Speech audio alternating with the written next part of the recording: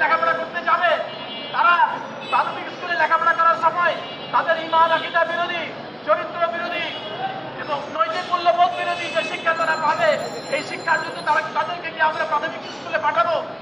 আজকে শুরুতেই 65,000 65,000 স্কুলে যদি সঙ্গীত শিক্ষক নিয়োগ করা দেওয়া হয়, অথচ ধর্মশিক্ষক নিয়োগের কোনো ব্যবস্থা তারা সঙ্গীত শিক্ষক নিয়োগ করতে চাচ্ছে, অথচ ধর্মশিক্ষক নিয়োগ করতে তারা আগ্রহ দেখাচ্ছে না বা নির্দেশ করছে না।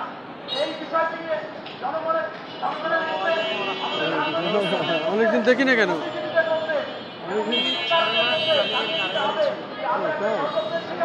আমাদের শিক্ষা ব্যবস্থা সর্বত্র শিকার, আমাদের আগামী প্রজন্ম।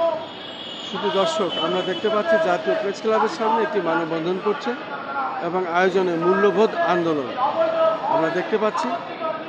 তারা তাদের বিশাল এই মানববন্ধনটি করছেন জাতীয় প্রেস ক্লাবের সামনে।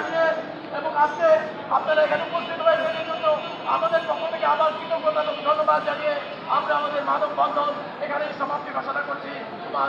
মা তৌফিক ইল্লা বিল্লাহ।